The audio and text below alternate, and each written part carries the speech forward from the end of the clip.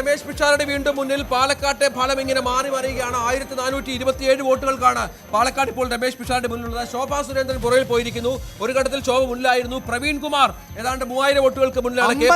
അമ്പലപ്പുഴയിൽ G Sudhakaran വീണ്ടും മുന്നിലെത്തിയിട്ടുണ്ട്. 1500 വോട്ടുകൾക്കാണ് G Sudhakaran ഇപ്പോൾ അമ്പലപ്പുഴയിൽ മുന്നിട്ട് നിൽക്കുന്നത്. 1576 വോട്ടുകൾക്ക് ജി സുധാകരൻ. അതേസമയം രമേശ് പിഷാരടി പാലക്കാട് 1427 വോട്ടുകൾക്ക് മുന്നിട്ട് നിൽക്കുന്നു. തൊടുപുഴയിൽ അബു ജോൺ ജോസഫ് വിജയത്തിലേക്ക് 5350 വോട്ടുകൾക്ക് മുന്നിട്ട് നിൽക്കുന്നു.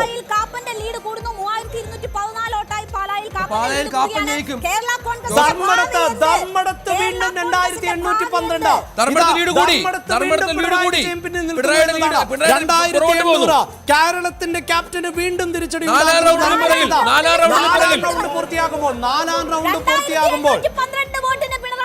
ധർമ്മടത്ത് വീണ്ടും പിണറായി പിറകിൽ 4000-ൽ പര വോട്ടുകൾക്ക് പിറകിൽ. വളരെ പ്രധാനപ്പെട്ട കണക്കാണ്. മൂന്നാം റൗണ്ടിൽ 2000-ൽ ആയിരുന്നു, 2077 എന്നതായിരുന്നു. അടുത്ത റൗണ്ടിലേക്ക് കയറുമ്പോൾ വീണ്ടും 2812 വോട്ടാണ്. എൽഡിഎഫിനെ പിന്നോട്ടടിച്ച മുഖം ഏത് എന്ന ചോദ്യത്തിന് ധർമ്മടം ഉത്തരം നൽകുമെന്ന് തോന്നുന്നു.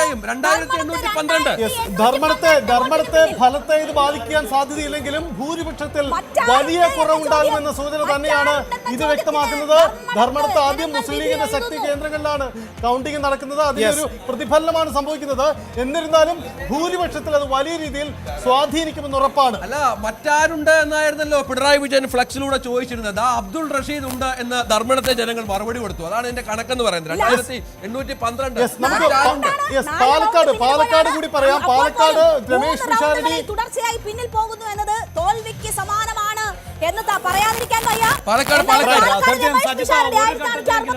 സൂചിപ്പിക്കുന്ന പോലെ വോട്ടെണ്ണലിന്റെ ഘട്ടം പിന്നിടുമ്പോൾ ഇപ്പോഴിതാ ലീഗിനും അപ്രമാദിത്വമുള്ള ഇടങ്ങളിലടക്കമാണ് ധർമ്മടത്ത് വോട്ടെണ്ണിക്കൊണ്ടിരിക്കുന്നത്. അവിടെ ഇതാ അബ്ദുൾ റഷീദിന്റെ കൃത്യമായ മുന്നേറ്റമുണ്ട് എന്ന് പറയുമ്പോൾ പിണറായി വിജയന് 2812 വോട്ടുകൾക്ക് പിന്നിൽ പോകേണ്ടി വന്നിട്ടുണ്ട്. സജിത്ത, അതാണ് ഒരുപക്ഷെ എന്തായാലും പ്രതിപക്ഷ കസേരയിൽ തന്നെയായിരിക്കും ഇനി LDF എന്നത് രാഷ്ട്രീയ കേരളം തിരിച്ചടിയാണെന്ന കാര്യത്തിൽ തർക്കമില്ല. കാരണം ക്യാപ്റ്റൻ മാത്രമല്ല ധർമ്മടത്ത് ഏറ്റവും സ്വാധീനമുള്ള വ്യക്തി 3 റൗണ്ടുകൾ പിന്നിപ്പോവാന്ന് പറഞ്ഞാൽ സ്വാഭാവികമാണ്. ആദ്യ റൗണ്ടിലെ പിന്നോട്ട് പോക്ക് പ്രതീക്ഷിച്ചിരുന്നതാണ്.